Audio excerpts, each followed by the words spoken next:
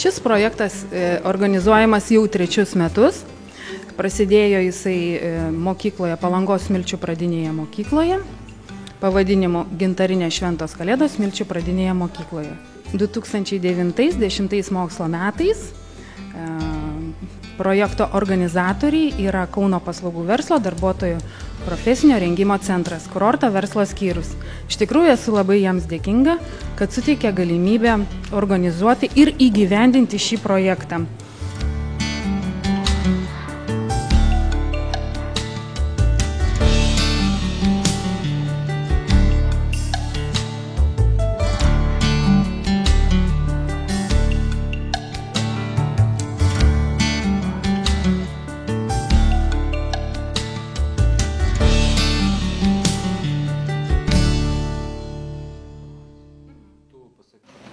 Labą dieną visiems susirinkusiems, iš Toli ir iš arti, taip, ir iš Ventos ir iš Palangos. Šiandien mes turime labai gražių jaunų žmonių, darbščių, kurie dalyvavo šitame parodoje ir konkurse.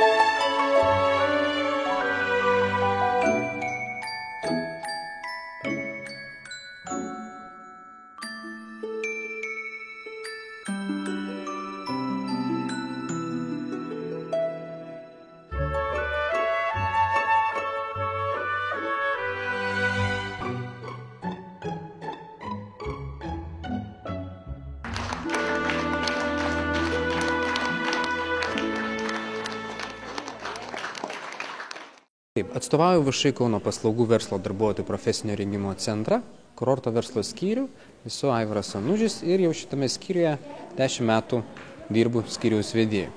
Labai smagu, kad mūsų studentai, tai yra jau absolventai, kaip jūs matėte šiandien, Jolanta Liutikienė, pristatinėjo savo diplominį darbą, kuris jau 3 metus realiai įgyvendinamas Palangoje. Projektas skirtas mūsų ateičiai, tai yra jaunimui, vaikams.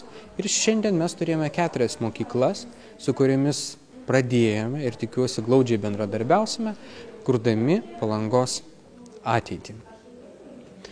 Labai smagu, jog Palangos miesto savivaldybė, švietimo skyrius, Palangos miesto biblioteka sutiko bendradarbiauti su mumis ir mato, jog indėlis į mažuosius mūsų, pačius jauniausius, būsimus specialistus ir profesionalus mums labai yra svarbus. Todėl norėčiau padėkoti pirmiausiai galbūt mūsų partneriams ir tikiuosi nuoširdaus ir tolimesnio bendradarbiavimo. Komisijos nariam iškyla jau didelė problema, kai pamato iš pirmo žvilgsnio tokią puikią parodėlę, šitiek daug gražių darbelių. Tai pirma mintis kyla, kad kaip galima ką nors išskirti iš visų, kai jauti, kiek įdėta darbo, kaip kiekvienas darbelis atliktas nuoširdžiai ir kiekvienas stengiasi padaryti geriausiai. Kągi, tai teko pasitariant su komisijos nariais, nusistatyti, kaip vertinti, surasti kriterijus, pagal kuriuos galima būtų išskirti vieną ar kitą darbelį. Sakykime, pagal renginio devizą pirmiausia reikėtų išskirti, kaip panaudotas gintaras, gintaro išryškinimą, kaip kitas tema, kaip atsakyta į temą, kad tai yra žaisliukas ar atvirukas, dar kaip panaudotos medžiagos, visos kitokios medžiagos, gamtinės, kaip išradingai netgi netradicinės medžiagos panaudotas. Atlikimo technika ar viską iki galo gražiai padarė, teisingai. Man labai malonu stovėti čia šalia šitų eglučių, kurios ilgą laiką džiugino mūsų skaitytojus vaikų bibliotekoje, džiugino visus lankytojus, ne tik eglutės, bet ir jų papuošalai.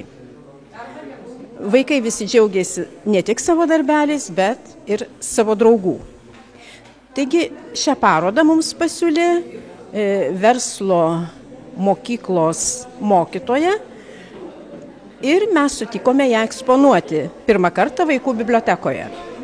Ir esame labai patenkinti ir sutiktume tai daryti kiekvienais metais. Na, parodėlė iš tiesų labai graži ir daugeliui labai patiko ir pačios eglutės ir, žinoma, žaisliukai. Tai papasakok, kaip tau sekėsi tą darbelį daryti? Sunku buvo? Nesunku. Padėjo kas nors ir viena pati darei? Su mama dariau. O koks tavo darbelis, ką ten darei? Ten buvo samanos, apvyniojom su siūlais ir sulipdėm su tais, kaip tai vadinasi. Su kuo? Su gintariukais? Aha. Ir kaip gėlytės taip pat paprašau. Na tai papasakok, kaip tau sekėsi tą darbelį atlikti? Mes tokį ten, kaip papuošimą ten, kur galima gintariukus sukaišyti ten, tai ten mes prilipdėm prie, toks kamuoliukas buvo ir ten prilipdėm prie jo gintarų ir viskas. O dabar pasakyk, mes darėm tai čia viena, ar kas nors padėjo? Su mama. Su mama darė. Ir kaip sekėsi? Gerai, nesunku buvo. Nesunku buvo. Patiko? Jo. Taip, aš esu Aroldas Dramys, kurorto verslo skyriaus mokinys. Dabar vyko toks renginys, gintarinės kalėdos. Čia buvo mums tokia proga parodyti savo kaip ir įgūdžius, pasipraktikuoti. Ir tikiuosi pasitaikys daugiau tokių progų, pasitikrinti savo profesinės žinias, įgūdžius. Su mama galvojom, kaip daryti ir sugalvojom. O ką sugalvojot, ką ten darėt su mamyte? Su mama pasiėmėm iš eglės tokį mažą rutulėlį ir aplipdėm jais gintarais ir pamiršau dar kaip padarėm. Su samanom gal? Ne, o su kuom? Pamiršau jau su kuo. Su gintarais. Jo. Tai ką jūs ten padarėt, ką nulipdėt? Tai iš tokį rutulį nulipdėm. Rutulį nulipdėt. Papasako, kaip tau sekėsi atlikti darbelį? Gerai. Gerai, o ką ten darei tu? Iš ko ten darei? Iš gintarų. O ką ten tu lipdėjai? Iš žaisliuką aš lipdžiau. Žaisliuką. O dabar sakyk, padėjo kas nors ar viena? Padėjo. Mama padėjo. Mamytė padėjo. O kaip tau tas renginys šiandien patiko? Aha. O kas labiausiai patiko? Ta, kur buvo su raudona suknelė. Ta labiausiai patiko? Aha. Tikrai mano svajonė materializavosi šiandien. Vaikų kūryba atsidūrė šitokiuose gintaro muziejui. Paprastas vaiko, pirmoko, ketvirtoko darbelis ir jais džiaugiasi jau dideli žmonės. Manau, kad jisai gali dar daug kur pabuvoti ir augti, kuriam nebus ribų, man atrodo.